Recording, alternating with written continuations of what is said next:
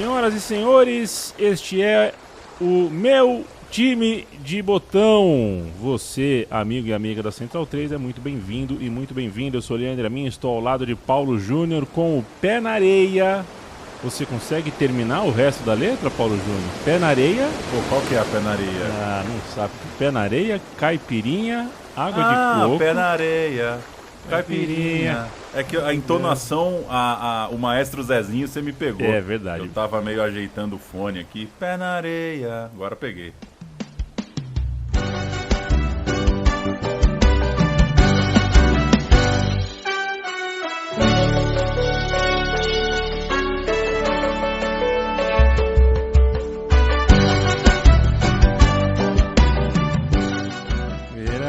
Esse é o filho o filho do Nogueira, né? Que eu esqueci o nome, não sei se é Diogo, né? Diogo Nogueira. Diogo Nogueira, que dizem sabe bater na bola. Tem alguma coisa de bola ali. O que é saber pegar na bola? É não cair, né? Não pisar na bola. Sabe tipo, dar uma trivelinha. Se o cara tá andando na rua e de repente ele passa por uma escolinha de futebol sem querer e o cara tá jogando a bola assim, dominar com a coxa e devolver com a outra, o cara consegue. Isso já é alguma coisa, né? Quantos segundos você precisa pra ver se o cara tem uma... né? Um pouco... Bate o olho assim, você vê só como se comporta quando a bola passa perto assim, né? A bola espirra da rodinha, como você devolve, já dá pra ter uma ideia ali. Já dá pra ter uma ideia. E aí você sabia, cara, eu não sei se é ignorância minha, assistindo o Space Jam, eu tenho a impressão que qualquer moleque americano sabe meter um arremesso, né? Claro que não é verdade, mas é engraçado isso, essa nossa relação com a bola no pé, às vezes parece natural de uma forma meio assustadora, né? Porque, porra... Como é que pode, né? Você joga uma bola, o cara já domina? Sim, quantos anos você demora pra saber que dominar de canela é feio, sabe? Com 6 anos você já sabe, né? Que você não pode dominar de canela, né? É fato. E devo dizer, bom, você já sabe, né? Eu digo mais pro público, né? Gosto mais do que você de bola na areia, né? Você gosta mais do futsal, você é mais do piso duro. Eu adoro um piso fofo, sou febrão de jogar bola na praia. São muitos terrenos, né? Futebol é jogado em muitos terrenos, Pauleta. E veja você que hoje a gente vai falar do terreno areia, né? Do terreno mais fofo possível para se jogar um fute. A gente vai relembrar a aventura. Foi uma loucura com começo e meio e fim, bem interessante. Ex-jogadores de futebol de campo na grama chegando para jogar beach soccer. Para jogar não, para, entre outras coisas, inventar a modalidade tal qual a gente conhece hoje, tal qual a FIFA hoje organiza. Futebol, você tem quadra pequena. Paulo Júnior, um bom jogador de futsal. Em São Bernardo, o alemãozinho ali conseguiu títulos, né? Qual era o time, Paulo? Era o... eu fui um jogador medíocre, né? Deixa pra lá. Tá bom, mas é que eu esqueci o nome não esqueci. A Volks, a montadora, né? Isso, a montadora. Exatamente. E, enfim, você muda o terreno, você muda a regra do jogo, né? O futsal tem as suas regras próprias e o mesmo acontece, por exemplo, numa quadra de society, né? Então você muda ali o jogo na grama sintética, com aquelas grades logo na linha lateral, muda. E o futebol de campo, 11 contra 11, eventualmente vira 7 contra 7, 5 contra 5, a depender da modalidade, do tamanho do terreno. O futebol é universal, entre outras coisas, por causa disso, né? Dá para você praticar no asfalto da rua, da sua casa e na beira do mar também. Na praia, com espaço amplo para jogar, tinha uma regra no futebol no Rio de Janeiro, em Copacabana, lá nos anos 70, né? Uma distância de 60 metros entre um gol e outro, e as regras com a bola rolando o mais semelhante possível com as regras do futebol no gramado. Era mais da metade de um campo de futebol profissional e foi assim que começou a história do futebol de praia, o futebol de areia em solo brasileiro. Esse é um olhar para um futebol de praia, obviamente muito praticado aqui no Brasil, muito praticado no Rio de Janeiro, tendo ali como uma certa capital, um certo polo ali, um centro nervoso, A areia de Copacabana, do Leme, onde a faixa é mais larga e onde era mais fácil você emular um campo de futebol, um campo grande, né? Mais ou menos como você citou aí, um jogo parecido de fato com o futebol de campo. Há inclusive uma lenda sobre o véu de noiva, a rede que ficou bem famosa no Maracanã.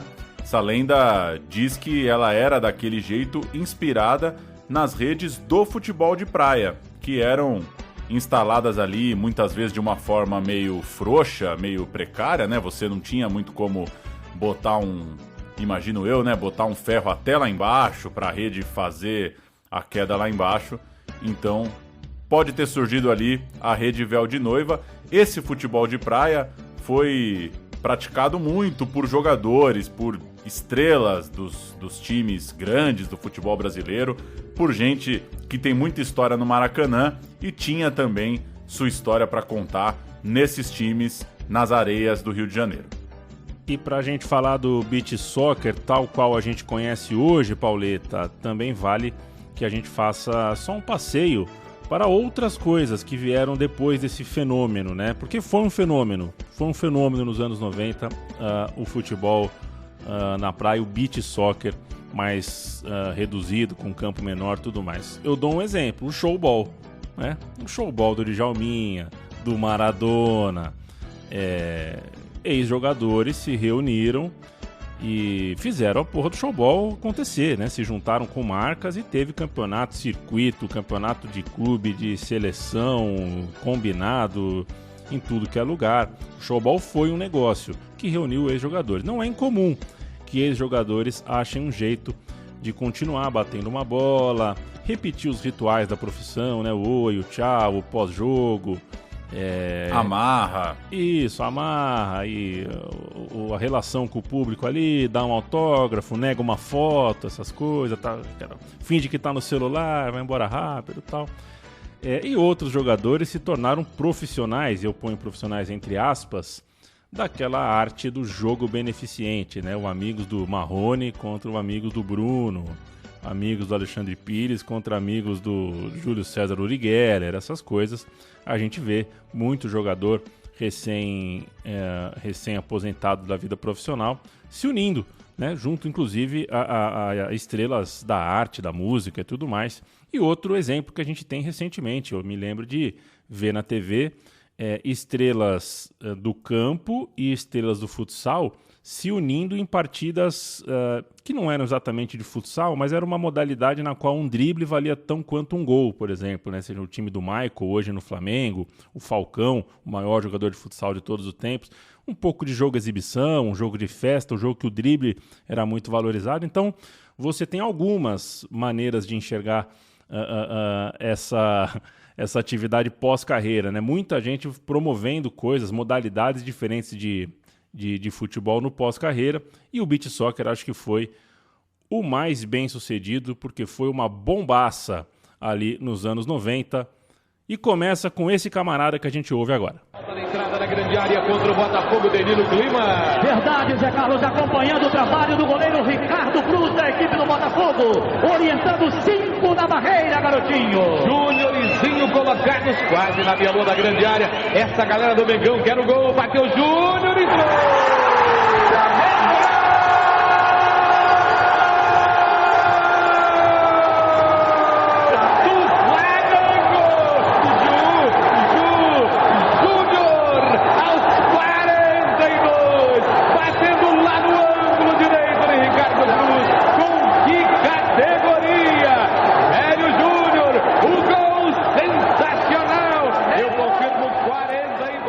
Paulo Júnior, esse gol é o gol do Júnior. O capacete com a camisa 5 do Flamengo, final do campeonato final carioca do Campeonato Brasileiro de 1992. O Flamengo supera o Botafogo e é campeão. Cracaço de bola o Júnior e personagem fundamental para essa história. Aliás, só queria fazer um registro. Há coisa de 10 anos, a ESPN lançou, produção da Conspiração Filmes, uma série documental, né, Ao Som do Mar, à Luz do Céu, que contava a história do futebol de areia, né, esse velho futebol de areia, imagens belíssimas de Copacabana nos anos 60, nos anos 70, depoimentos, times clássicos, famosíssimos ali nas areias, o Lá Vai Bola, o Ouro Preto, Juventus, né? Enfim, times muito conhecidos por quem... Copa Leme, pois é, por quem frequenta ali a praia no Rio de Janeiro. E é interessante falar do Júnior, porque o Júnior é um cara que convive, né, nesse ambiente. O Júnior, a família dele vem da Paraíba, né? E aí ele chega no Rio de Janeiro, chega em Copacabana para viver com parte da família que já estava no Rio. Se eu não me engano, é uma avó dele, coisa do tipo, os irmãos meio vindo. E ele cresce totalmente nesse ambiente do futebol de areia, né? Ele não é que ele é um aventureiro nessa coisa, longe disso, e quis fazer o registro desse documentário que nunca mais vi. Lembro de ter visto na TV à época, isso deve ser coisa de 2011, 2012, por aí. Se o futebol está atrapalhando os estudos, pense mais, abandone os estudos. Quem tomava conta dos times de praia era o porteiro. Para apitar um jogo tinha que ser herói, né? Tinha que ser muito macho, meu camarada.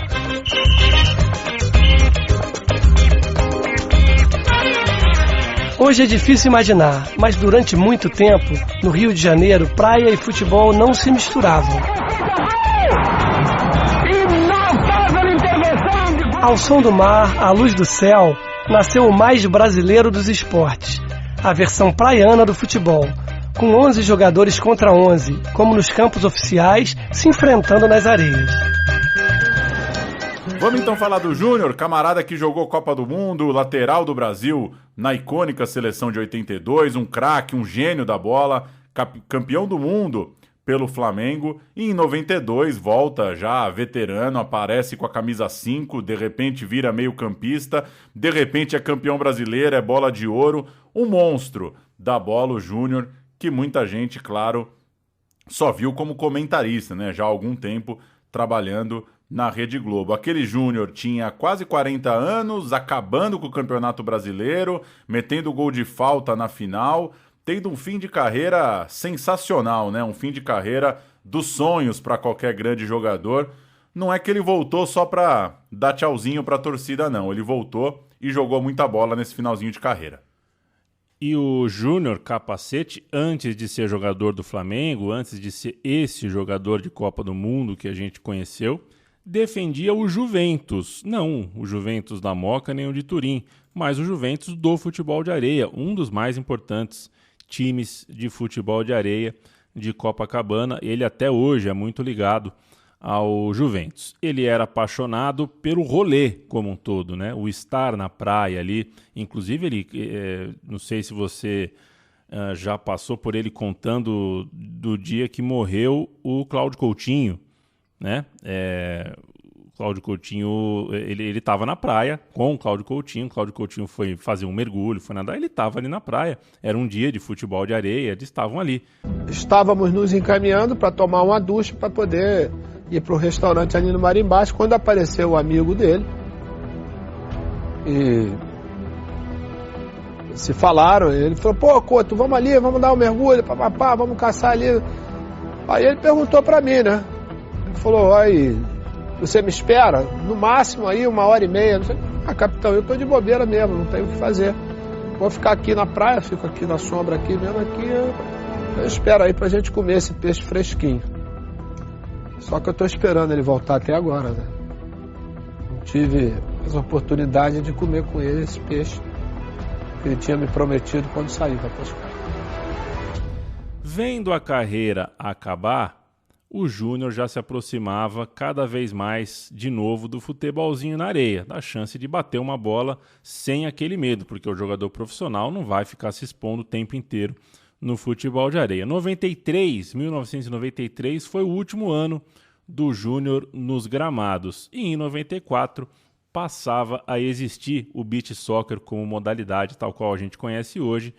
Não é totalmente uma coincidência, o Júnior é a própria personificação da criação daquela modalidade, daquele esporte, disputada em um campo menor, com menos jogadores e outras regras novas. A gente vai passear daqui a pouquinho por como tudo isso aconteceu, como isso se deu e como o Júnior é testemunha de cada passo. A última partida de Zico pelo Kashima Antlers foi contra o Flamengo. Sávio não quis nem saber de cerimônia e fez o primeiro do Flamengo. Akita marcou o gol de empate do Kashima. Sávio de novo marca um belo gol e fecha o placar. Final, Flamengo 2, Kashima 1. No final do jogo, Zico recebeu o título de cidadão de Kashima e a chave da cidade. Os prêmios foram entregues pelo primeiro-ministro Tsutomu Hata, pelos serviços prestados por Zico ao esporte japonês. Desde 1966, um estrangeiro não ganhava esta homenagem. Aí cola um tal de Zico, voltando do Japão. Em 94 ali ele estava encerrando sua missão naquele país, aquela coisa de implementar uma cultura futeboleira por lá. Zico, não precisa nem falar, né? Gigantesco no Japão, amado pelos japoneses. E não era um cara exatamente tão da praia quanto o Júnior. Não é esse rato de praia como era o Júnior, mas não foi muito difícil do Júnior convencê-lo a embarcar nessa, a trazer o parceiro para perto dessa história. O Galinho topou fazer parte daquele encontro ali de amigos e olha que curioso como o Zico exemplifica como aquela reunião ali era de gente ainda muito próxima do futebol, né? 4 anos depois, o Zico estava na Copa do Mundo ao lado do Zagallo como auxiliar e a carreira dele mal tinha acabado nos gramados, então é tudo muito perto, né? Os caras ainda muito envolvidos com o que a gente considera como futebol profissional, futebol de campo de fato. O telefone ainda tocava para coisa grande, né? Não era que o futebol de praia era um retiro dos artistas, né? O telefone estava tocando, a vida dos caras ainda estava candente ali dentro do futebolzão, do futebol maior, do futebol milionário e gramado. Os também ex-profissionais Cláudio Adão, que era centroavante, Paulo Sérgio, que era goleiro, se uniram à brincadeira, assim como o zagueiro Edinho, que chegou a jogar de lateral, também outro nome de Copa do Mundo. Entre os que já batiam bola na areia e se juntaram a essa brincadeira toda, tinham as feras do pedaço, né?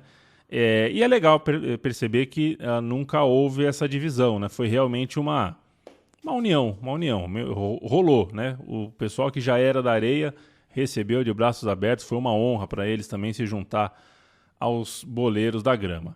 Tô falando de Júnior Negão, um monstro, Neném, uma lenda, Magal, um craque, Renan, que mais do que uma lenda no beach soccer, ele era na verdade um especialista em futevôlei, tinha um controle da bola no ar que era absurdo.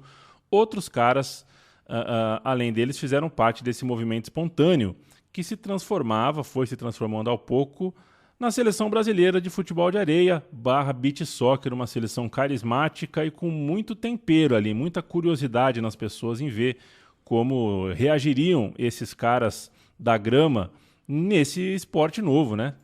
Jogando na areia, ali pertinho do público, na praia de Copacabana. O pessoal gostou de prima e é claro que isso seria um sucesso de público. A gente vai falar daqui a pouquinho também sobre essa parte comercial da coisa. E é curioso você falar isso de receber os caras. Eu fiz um trabalho há 2 anos lá em Copacabana, entrevistando jogadores da seleção brasileira de beach soccer, treinador, coisa do tipo, para uma série da Gol Brasil, chamada Raiz do Futebol. Tem um episódio sobre formas de se jogar futebol, tal, um episódio sobre praia, especificamente, falando ali de altinha, beach soccer, futevôlei.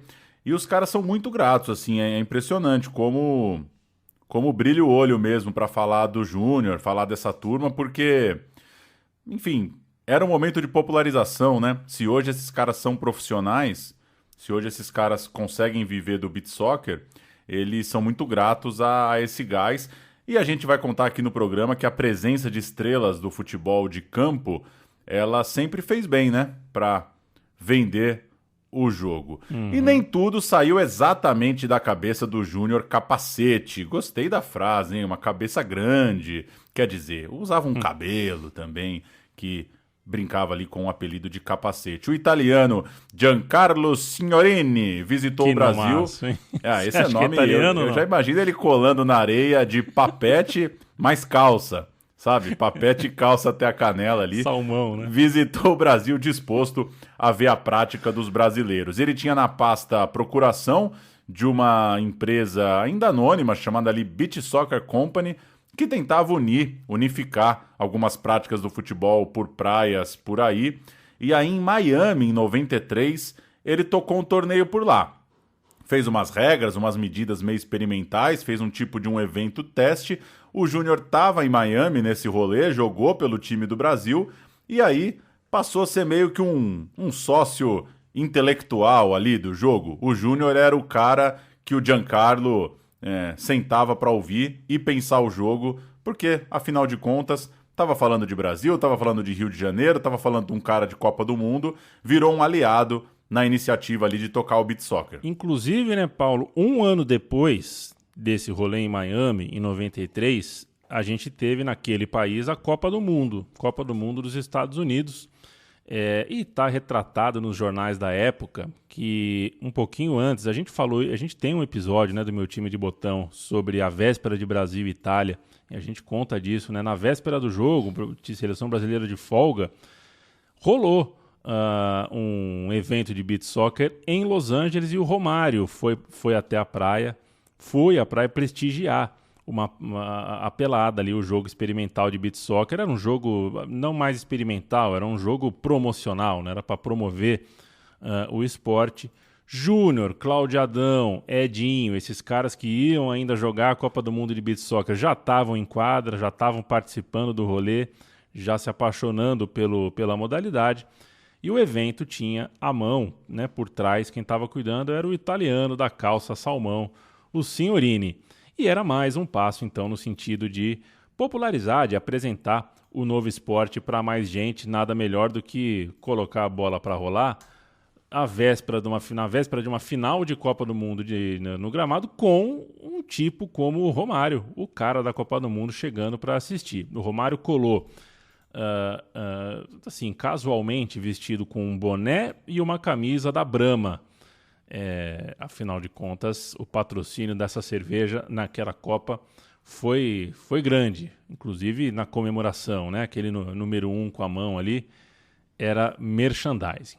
Na seleção dos Estados Unidos, que fez parte desse jogo, tinha o Cobb Jones. Até outro dia estava na Copa, né? O Cobb Jones jogou contra o Brasil nas oitavas de final da Copa do Mundo, estava na areia, enfrentou os brasileiros, participou desse rolê que, olha, dado o calor e dado a dureza que foi o jogo Brasil-Itália, eu acho que se eu pudesse voltar no tempo, eu preferia estar nesse rolê do que no Rose Bowl, Pauleta.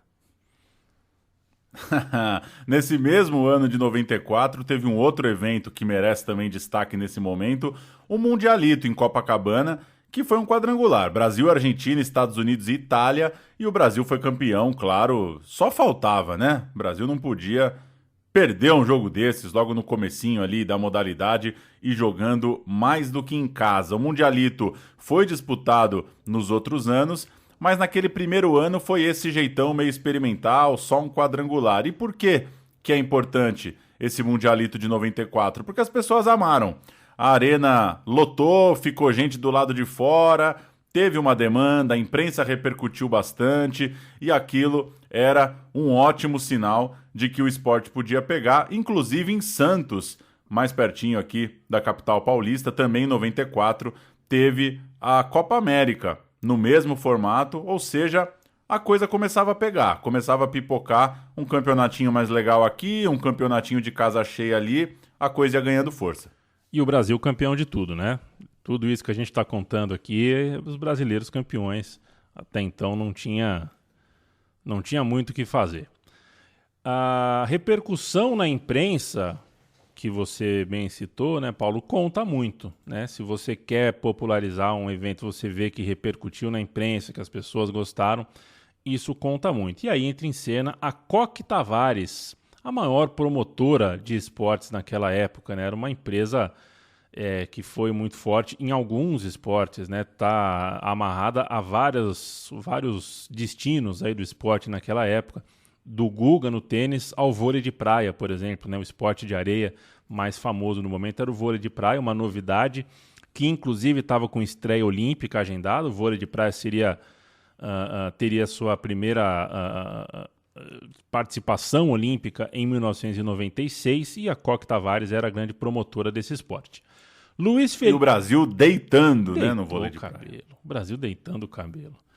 Aliás, eu acho que devia ser questão de honra pra gente não perder nada na praia. Ô costa bonita que o Brasil tem, né?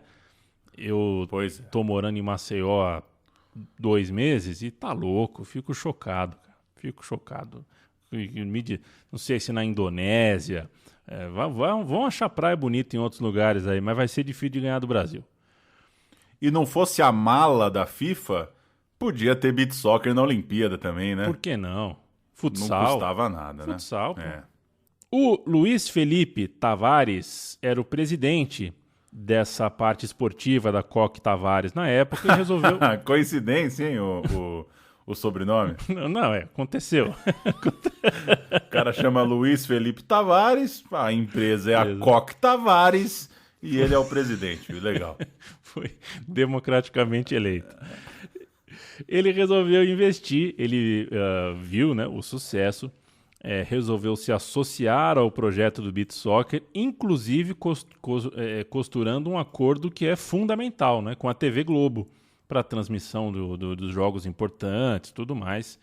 E assim, o debate sobre regras sofreu as primeiras interferências comerciais, que são importantes também. Duração do jogo para caber numa grade de TV, tempo, o tamanho, né? O tamanho do campo, afinal de contas vai ser desse tamanho, um terreno ali que fosse, que coubesse, que desse a dinâmica para a partida e outros detalhes mais que passaram a ser uma questão também de grade televisiva e de audiência.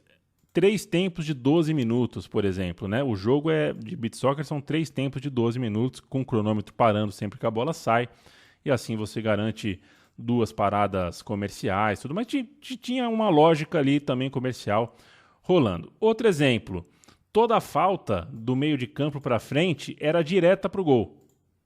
Isso, enfim, era uma atração à parte, né? Queriam vender um esporte onde toda a falta é paulada para o gol, campo pequeno, falta com o gol aberto, você inibia a falta. Quando você inibe a falta, você privilegia o drible, a jogada de efeito. Então, o jogo ganhou um novo tempero ali a partir da entrada da televisão e dos promotores de mídia.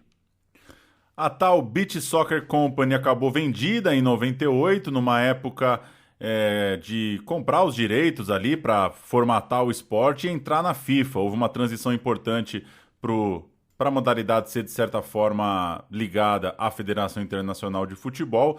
Isso foi acontecer a partir de 2004, com a primeira Copa do Mundo selo FIFA em 2005, mas o nosso foco tá para 10 anos antes, tá para o comecinho do Beach Soccer. A gente volta, depois dessa explicação toda, para 1995. Mundial de Futebol de Areia. Amanhã, nossos craques entram com tudo na grande final. Brasil e Estados Unidos. Ao vivo, direto da praia de Copacabana. Mundial de Futebol de Areia. Amanhã, 10 da manhã. Oferecimento Topper, a bola que está com a bola toda. Relógio Séculos, qualidade que supera o tempo. Banco Real, para quem precisa de qualidade. EFIS, o melhor curso de inglês, matrículas abertas. Tá aí a TV Globo anunciando a final da Copa do Mundo de Beach Soccer em 1995. Ô Paulo, nessa época como é que era o teu janeirão? Era inteiro no Guarujá ou era São Bernardo? Itanhaém, né? Frenético. Tá, dezembro e janeiro, né? Dezembro e janeiro. O SNES na mochila, uns 2 calção de futebol e vambora, né? Tempo bom, hein? Aquelas notinhas no jornal, né? Tinha um filete de notícia de cada time no jornal. Ó, vendeu o Clebão. Ó, Puta, você vai lá comprar Cândida e pão e volta com uma Gazeta Esportiva. Ó, chegou o Cafu. Você, puta que pariu. Aí não tem o dia do jogo, não tem nada. Mas era bom. Não, o jornal era bom. Eu ouvia muito rádio nessa época da praia. Lá em casa era um negócio frenético no rádio. Aquelas longas jornadas esportivas das 6 às 8, né? Um rádio ruim pra cacete. Foi bom, teve bom. Se o beach soccer foi criado em 1994... com aquele Mundialito, e aí o Mundialito foi usado como um torneio experimental, e no diminutivo, né, Mundialito, agora era no aumentativo, era Mundialzão mesmo, era Copa do Mundo. Agora é Copa do Mundo de beach soccer. Não é que o campeonato, o esporte existe e já tem Copa do Mundo, e o Zico foi notícia de última hora. O Zico estava no rolê, estava afim e tudo mais, mas o Zico era uma empresa muito maior, né? O Zico era outro rolê. Mesmo que o Júnior seja gigante, que o Edinho seja gigante, o Zico era outra parada. E ele tinha deixado a participação dele nessa Copa do Mundo de 95 em dúvida. Não tinha dado certeza. Só que 2 semanas antes da Copa do Mundo, pingou no Jornal dos Esportes. Ele deu o ok. E possivelmente, o que se fala é que o Zico teria topado por causa de um cachê diferenciado, né? A Coque Tavares chegou pro Zico e falou, meu... Dizem que esse é o primeiro e-mail que o Zico recebeu na vida. E o e-mail foi o seguinte: tavares@tavares.com.br, assunto: Tavares-Zico. E aí ali tava o PDF bala mesmo, com a parada toda. Pois é, que coisa, hein? É importante, né? Sempre tem alguém bancando, né? O início das loucuras. E a moeda era nova, né, Pauleta? Opa. O realzão estourando. Quanto será que o Zico embolsou nessa pra jogar? Você lembra quando o pão francês foi 1 centavo em Ribeirão Preto? Matéria no Jornal Nacional, ligando pra avó. Puta, ela é 1 centavo. Eu fui na padaria com uma moeda de 10 centavos. E eu, nossa, a avó tá estourando, meu. Pão 1 centavo, cara. E na padaria do lado de casa era 8 na Dimpão, 12... na Mandi e 10 na... Caramba, padaria da esquina de casa a vida inteira. Dimpão, Rodi e Milano. 10 na Milano. O pão de 12, assim, era batata. O pão, o mais caro era melhor. Valia o mais mesmo. barato era pior. Valia. Pelo menos isso, né? Olha, Paulo, o Zico topou e os cobrões dos gramados, os registros dão conta de que eles treinaram sério, que eles realmente pegaram o campeonato para jogar mesmo. Assim, memória física do tempo que eram jogadores profissionais de futebol de campo. Se uniram aos ratos de praia, né? Então você tem ali o Zico com o Magal, o Júnior Capacete com o Júnior Negão, todo mundo junto ali treinando duro. Um Eric Johnson de quebrada ali no escanteio. Completando o time, né? O Eric Johnson completando o time. E os treinos foram o primeiro sinal de que era mais do que só recreação, de fato. E o Júnior, o Capacete, se tornou não só um dos febrões do treino, ele foi um líder também. Foi basicamente um Tele Santana / Moraci Santana / jogador. Era ele quem efetivamente dava parte dos treinos ali, dos programas físicos e tudo mais. E então se impôs não só pela qualidade, pela técnica que tem, mas também pelo exemplo, né? O exemplo da prática ali do dia a dia. E foi dia a dia, diariamente antes da Copa. O sol nascia e os rapazes da seleção brasileira colavam na praia de Copacabana para treinar, para refinar os movimentos visando a Copa do Mundo de beach soccer de 95. E talvez nem precisasse assim de tanto. Um esporte novo, pouco difundido. Dificilmente aconteceria alguma coisa para alguém bater um Brasil com o Edinho, Cláudio Adão, Zico, companhia. Na verdade, só uma ala original ali da praia. E aí a gente chega em janeiro de 95 e a manchete esportiva do Jornal do Brasil era essa: Túlio decide mudar de número e vai usar a 7 do Botafogo. Ei, que beleza! Esse é aquele Jornal do Brasil que a gente falou da praia, né? Que vem uma notícia, você não sabe da onde, né? Você tem essa. O dia inteiro você tem essa. A gente só imagina o Túlio com a camisa 7, mas naquele janeirão tava faltando notícia, pré-temporada, aquela coisa toda, o verão pegando no Rio de Janeiro. A Copa do Mundo caiu bem demais. Os jogos seriam entre 24 e 29 de janeiro. E no mesmo grupo, Brasil e Itália eram as seleções favoritas. A Itália tinha também ex-jogadores em campo, né? O Gentili, o Altobelli, tinha uma turma boa para fazer frente ao Brasil. E naquele pré-Copa do Mundo, digamos que a Itália era quem chegava com mais respeito diante de um público que estava esperando a competição ali em Copacabana. Dia 24 de janeiro de 1995. Cara, que loucura. Foi o aniversário de 35 anos da minha mãe. 35 anos da minha mãe. E eu pensar que hoje já tô mais velho do que a minha mãe naquele dia. Não quer dizer nada isso, né? Não quer dizer nada, mas é a vida. O tempo é uma loucura. 9 da manhã. Abre o rolê em Copacabana, Itália 7, Uruguai 6. Deve ter sido um jogão. Para mim, todo 7-6 foi um jogão. Não tem como não ser. Aí, 10 da manhã, só imagina. Zico, Júnior, Edinho, todo aquele jovem Magal, Júnior Negão, todo mundo pronto ali para competir a sério na praia de Copacabana com Plim-Plim ao vivo chamando de Copa do Mundo. Só faltou o Galvão Bueno, porque tinha o D'Artagnan tocando a porra da cornetinha na arquibancada, aquele mangueirão de água, né, um calor da porra, aquele mangueirão de água molhando as pessoas na arquibancada, aquele jatão que hoje não poderia acontecer porque estragaria o celular da rapaziada, né? Mas devia ser uma delícia aquele mangueirão de água.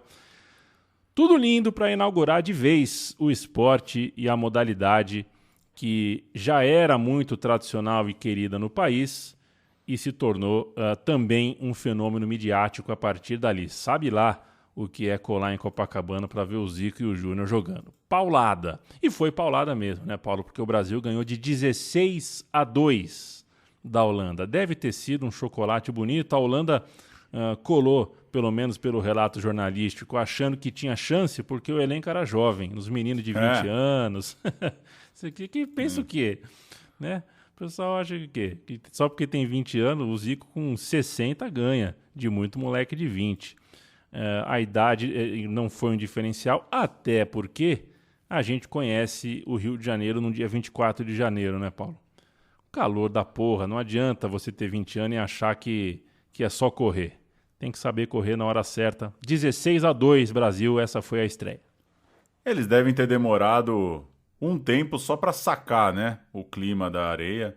Imagina quando acordaram para o jogo. 2 grupos de 4, veio um 7-4 para cima do Uruguai e veio um 8-2 para cima da Itália, naquele que foi o encontro, veja você, em Copacabana, de Gentili com Zico. 13 anos depois do histórico embate entre ambos na tragédia do Sarriá, na Copa de 82, né? Tão marcada por esse duelo pessoal ali entre o italiano e o brasileiro. Gentili fez marcação individual implacável no Zico, mas na areia não viu a cor da bola, não teve Paulo Rossi para estragar a festa do Zico dessa vez contra a Itália. No grupo de lá, Estados Unidos e Inglaterra classificados, Alemanha e Argentina, seleções eliminadas, mas tudo bem equilibrado, um grupo mais igual ali do que o grupo brasileiro, claro, o Brasil disparou. Chega a semifinal e os Estados Unidos, no jogo das 9, venceram a Itália. Olha aí, 4-3. Muita gente esperando uma final Brasil-Itália, deu Estados Unidos para enfrentar o Brasil na final, porque no jogo de fundo chegou a hora de Brasil e Inglaterra e o jogo foi 13-2. O Brasil atropelou os ingleses naquela semifinal de Copa do Mundo de Beach Soccer. Chegamos na final, Leandro e a mim. A final eu me recordo do dia de ver na TV. A final realmente eu tenho lembrança sem uso de Google ou outras ferramentas. Afinal, com chuva em Copacabana. E esse é um detalhe que faz a estética do jogo ser diferente, porque o beach soccer você vende com um sol, né? O logotipo do negócio tem um sol, o desenho da competição está sempre com um sol, toda a estratégia ali, a estética do negócio tem um sol. E chega, afinal, choveu pra burro em Copacabana antes do jogo, a areia tava aquela areia empapuçada de água, não com poças, mas... Poças ou poças, hein, Paulo Júnior? Depende da região. Depende da região, né? E depende do tamanho da poça. Eu acho assim, de ponta a ponta, assim, ó, de um meio fio até lá do outro lado da rua é poça. Agora, pô, saiu do boteco ali, tem uma pocinha aí pode ser poça.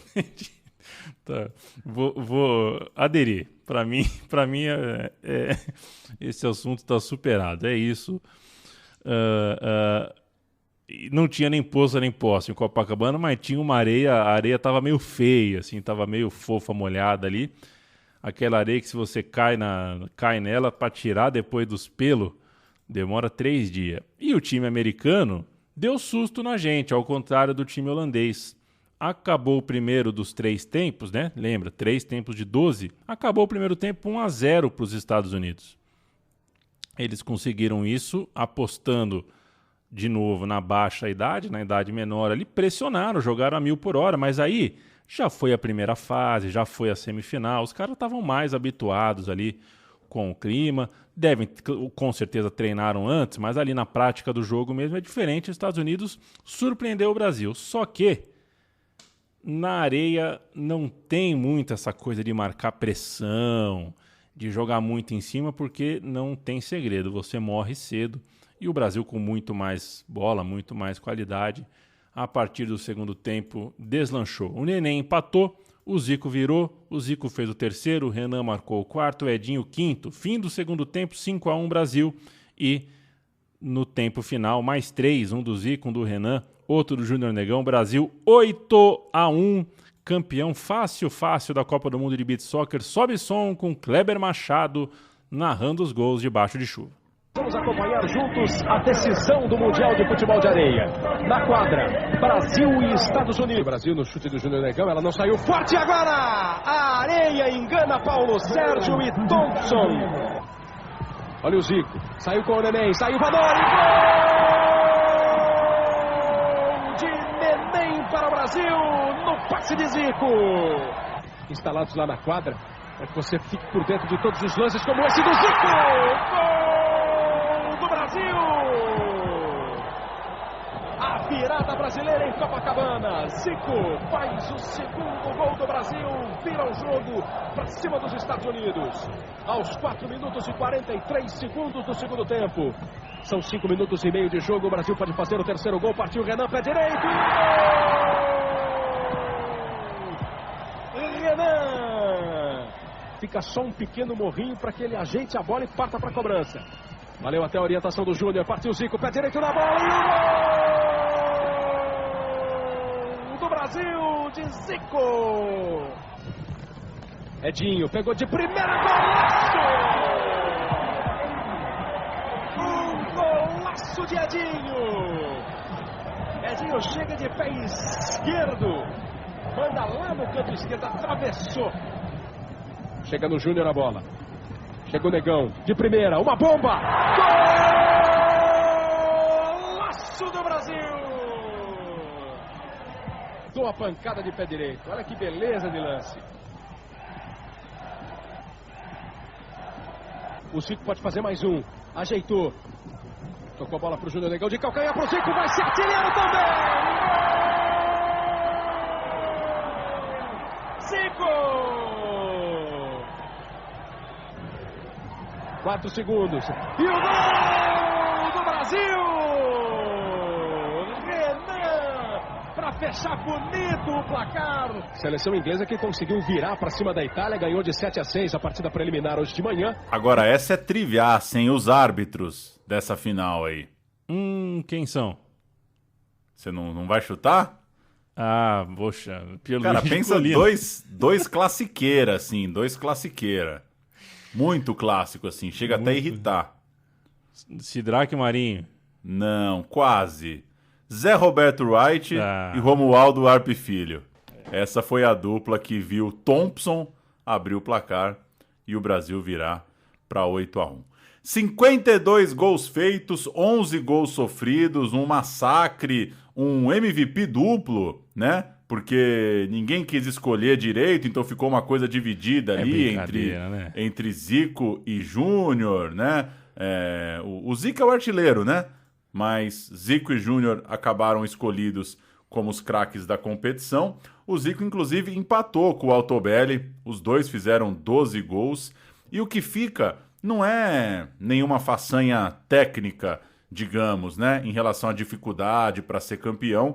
Mas talvez a coisa mais legal é que tinha dois gênios, né? Eram dois caras muito grandes no futebol carioca, brasileiro, italiano, mundial, né? Japonês. Dois caras muito, muito grandes, recém-aposentados, dois caras que tiveram uma carreira muito legal e que estavam dando uma palhinha ali na praia, estavam ajudando a inventar uma modalidade nova para tirar uma onda e também para dar no esporte, né? Como a gente disse, a coisa evoluiu, as pessoas passaram a viver de beach soccer de fato. Existe um campeonato, claro, com as dificuldades de uma modalidade que não é do tamanho do futebol de campo, isso é óbvio, mas hoje tem jogador da seleção brasileira jogando fora do país, coisa e tal. Pegou, virou profissão, virou esporte, a coisa deu certo. Para ter uma ideia, né, Paulo, as primeiras edições da Copa do Mundo de Beach Soccer era anual, né? Coque Tavares ali resolveu fazer anual para ver se pegava no breu de vez. Primeiro ano, MVP foi esse MVP duplo, que para mim é cascata, né? Tem que ser antipático com alguém, gente. A segunda edição, 96, foi o Edinho, o MVP. A terceira foi o Júnior, a quarta foi o Júnior e só na quinta foi o Jorginho, um jogador que não era um ex-craque, né? É um craque, mas da areia, né? E na sexta edição, de novo o Júnior, ou seja, o Júnior conseguiu aí 4 MVPs de Copa do Mundo de beach soccer. Ele pegou tanto, Paulo, que eu me recordo, eu não vou saber dizer se era 96, eu acho que era 96, no máximo 97. Um beijo pro meu primo Dedé, que me acordou porque viu na TV Santa Cecília, TV qualquer coisa ali, a arena montada, lotadinha, e ia ter o jogo, né? Chega janeiro, tudo mais, pipocaram arenas de beach soccer por aí para ter esses jogos de exibição, mais ou menos como a gente se acostumou a ver recentemente de jogos beneficentes. E ele falou, é aqui do lado, ali no Boqueirão, vamos correndo? Pô, acordei, fomos correndo, e aí tava tudo lotado, não conseguimos entrar, mas moleque astuto, né? Dá um jeito de penetrar, entrar aqui, entrar ali. Eu me recordo do Branco tomando uma ducha, num espaço que devia ser o backstage, né? Que a gente entrou indevidamente, o Branco de sunga vermelha, tomando uma ducha, e o Ricardo Rocha sentado numa cadeirinha de plástico, assim, meio do lado do... Foram os dois que eu tenho certeza que estavam lá. Dizem que o Edmundo jogou, eu não sei se é a minha memória que está falando ou não, e dizem que tinham outros atletas ali que estavam na ativa, afinal de contas, ainda, né?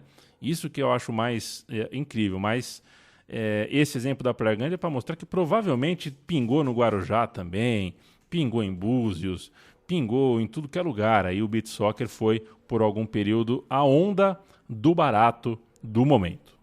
E para ter uma ideia de como isso impactou de fato, penetrou nossa cultura de futebol, na terceira edição da Copa do Mundo, a de 97, então 95, 96, 97, Edmundo estava no time campeão. É isso, Edmundo, que naquele mesmo ano ganharia a Copa América na seleção brasileira com o Zagallo, que ganharia o Campeonato Brasileiro com o Vasco, batendo o recorde de gols, tendo um desempenho absurdo, jogando muita bola. O ano do Edmundo, que muita gente diz que o Edmundo, se jogasse na Europa, teria sido eleito o melhor do mundo.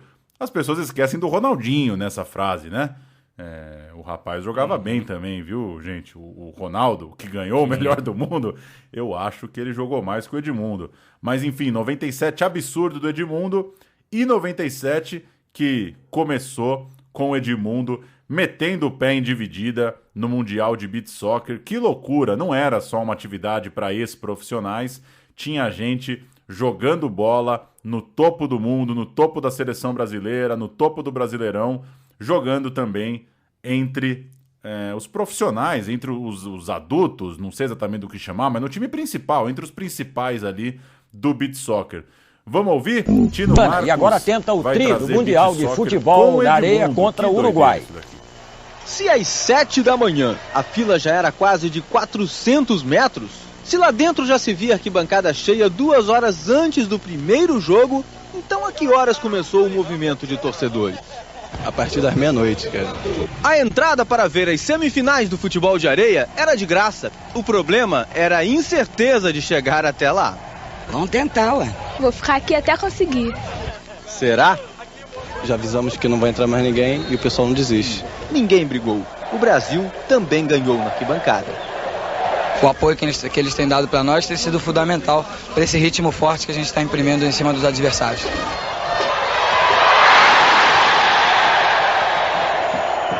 Mas bastava atravessar a fronteira para chegar ao pacífico e divertido mundo da areia, com seus 7.000 privilegiados. A expressão de Magal era um termômetro. Estava na cara que o calor sufocante seria um adversário para quase todos. Quase. Não era o caso de Júnior. 42 anos, rápido e certeiro no rebote. Preciso no chute. Júnior foi um dos artilheiros do Mundial com 11 gols, um símbolo da seleção. Eu acredito realmente que deu uma grande contribuição para que esse esporte se torne realidade e uma grande alternativa. Quem dividiu a artilharia com Júnior foi Venâncio Ramos, que fez os 2 gols uruguaios. Rebolou, mas não viu por último. Magal marcou 2 vezes e, para fechar o espetáculo, outro veterano. Edinho, 41 anos, recebe de Paulo Sérgio em sua área, dá um toque na bola e, no segundo, já se deixa em condições de fuzilar. Um gol de força, fôlego e pontaria. Os velhinhos e os novinhos da seleção encerram mais um show. 5-2 Brasil. Sobem ao pódio, são os donos de um mundo feito de areia. Grande Tino Marcos contando aí um pouquinho do ambiente, e você vê como tinha gente, você ouve no caso, né, como tinha gente para fora do estádio, e assim, para mim é chocante pensar no Edmundo em 1997, na flor da idade, na seleção brasileira, prestes a decidir um campeonato brasileiro, jogando um rolê desse, porque não tem paralelo hoje, né? E aí é aquela crítica que a gente não gosta de fazer, e quando faz, talvez seja justo que a gente faça a crítica, lembrando sempre que a gente se coloca nela, né? A gente é o homem reclamando do trânsito no trânsito. A gente não está fora disso, mas a gente não comporta mais isso hoje, né? Pode até ser um exagero na época, né? Você realmente normalizar que o camarada, depois de passar por Flamengo e por Corinthians, ali tentando se reencontrar na carreira, volta pro Vasco e pinta ali, dividindo bola fora da sua carreira formal, né? Fora do gramado, né? Fora da sua carreira. É uma coisa surreal, mas hoje a gente também está muito real demais, né? Eu não quero pregar só pró-surrealismo da bola, mas talvez a gente esteja muito certinho hoje, né? Hoje não existe a menor chance da gente ver um negócio desse sem fazer uma crítica, né? Quer dizer, se o Neymar aparece num campeonato de beach soccer jogando para valer, nossa, a gente ia criticar muito, né? Ou se, sei lá, o Gabigol participa de um campeonato de showball, né? E enfim, tem um meio termo aí. Para contextualizar um pouquinho mais e para a gente matar essa parte do Edmundo, o Edmundo então joga no Corinthians, depois ele joga no Flamengo em 95, depois vai jogar no Corinthians em 96 e fecha com o Vasco. Em janeiro de 97 aceita essa deliciosa aventura de jogar com a seleção de beach soccer, é campeão, evidentemente. E enfim, o Vasco da Gama não gosta muito de ver aquilo, mas também não tem muito o que fazer porque o Vasco já não está pagando salário para ele. Ele está com salário atrasado no Vasco, ele joga o Mundial de Beach Soccer meio que assim, para mostrar que vocês não me pagam, eu vou fazer o que eu quero.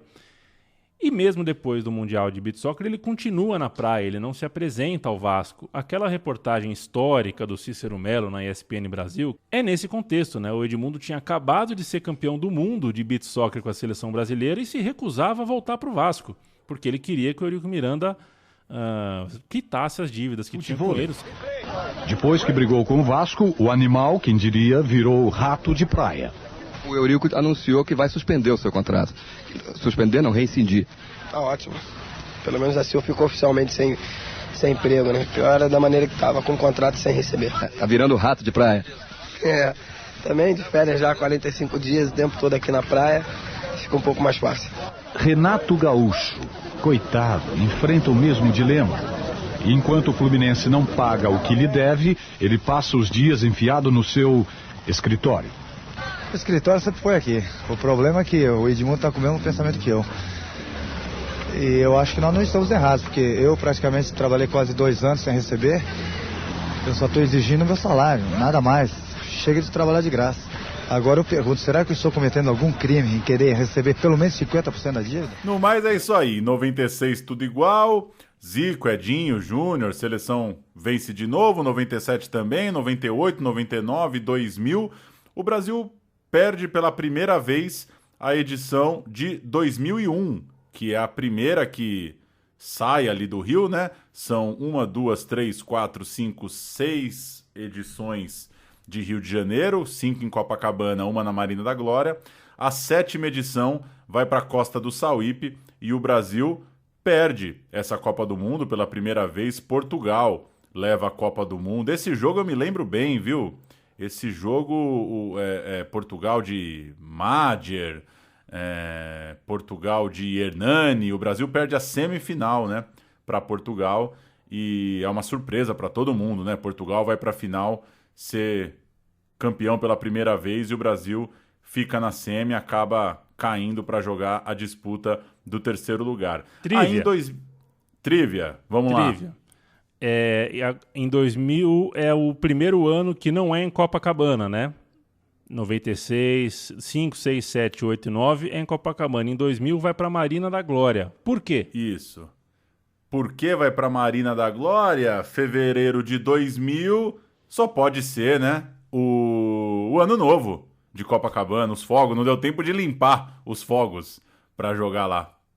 Janeiro de 2000 foi por causa do Mundial de Clubes de Futebol de Campo. A FIFA, a FIFA meio que pediu por gentileza para ter a Copacabana para ela, para não ter muita interferência de outros eventos. E eu achando que era os rojão sujo do maior paredão de fogos da história, né? Que foi o de 2000.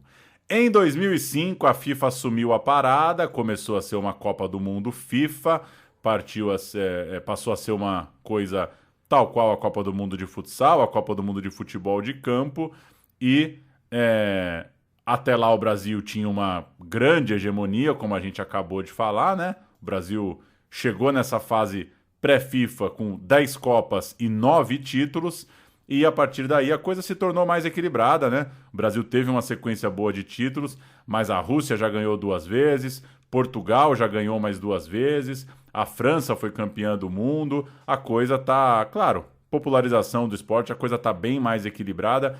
Até abrir aqui para conferir, já são 2 edições, 2015 e 2019, que o Brasil fica fora, inclusive da semifinal, que o Brasil cai antes. Então, não tem mais bobo no futebol de areia, no beach soccer, meu caro Leandro e a mim. Pô, e tem o Tahiti, né? O Tahiti conseguiu 2 vices. Pois eu queria ver o Tahiti campeão, eu queria ver. Isso eu queria ver. Pra ter uma ideia, né, Paulo, de como a sementinha que o Zico, o Júnior, o Edinho, Cláudio Adão e companhia plantaram, essa edição, a gente contou aqui de todas, falou um pouquinho de cada uma delas, a edição de 2001, a primeira que o Brasil não ganhou, a seleção campeã de Portugal tinha o Hernani, que foi 7 anos meio campo do Benfica. Foi um jogador importante no Benfica. Então, mexeu com algumas pessoas, né? Essa ideia de ser um ex-jogador de futebol de campo e partir para essa aventura aí. A França, por exemplo, tinha um tal de Eric Cantona jogando. O Cantona tirou uma onda, jogou 2 ou 3 Copas do Mundo de beach soccer. Ele curtiu o rolê. E a Espanha tinha o Quique Setién, um treinador hoje, né? Treinador que o Paulo Júnior adora. O Quique Setién queria que o Quique Setién viesse para o futebol brasileiro, inclusive, recentemente. Jogou futebol de praia, o beach soccer. Mais tarde, outras feras, tipo Costa Curta na Itália, também colaram na brincadeira. Foi ficando mais profissional, foi acabando o espaço para esses caras, né? Porque vai crescendo o número de praticantes, e aí você tem o cara que joga esse esporte desde os 15 anos, desde os 14 anos, e aí faz diferença, né? Aí não adianta você chegar com a experiência da grama só e achar que vai resolver. Se você for um gênio, como o Zico e o Júnior, até vá lá. Mas não é bem assim que a banda tocou a partir de certo momento da história.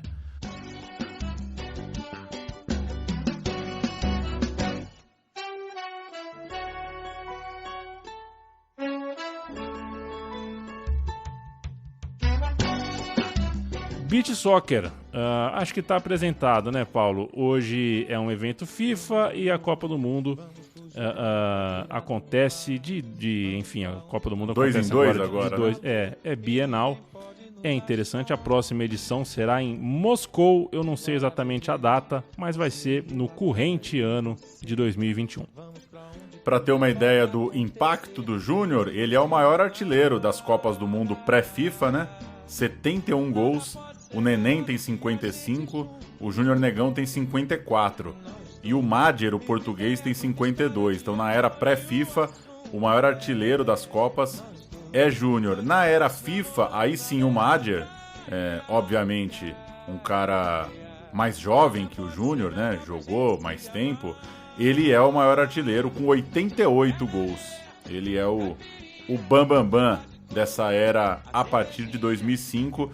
Mas fica o registro, né? Pra muita gente que talvez imagina que o Júnior jogou só ali no comecinho, tirou um barato, fez gol demais, foi muitas vezes eleito o melhor jogador, foi muitas vezes artilheiro, é um cara que tem uma relevância esportiva, né? Números de fato, bola na rede, bem grande pra começar o futebol de areia, esse beach soccer que a gente conhece hoje no Brasil e no mundo. E o Madjer era monstrão demais, né? O Madjer era monstrão demais. Quando o Brasil fazia gol, já ficava cagando já, que vai dar a levantadinha e o Madjer vai dar aquela sapecada, né?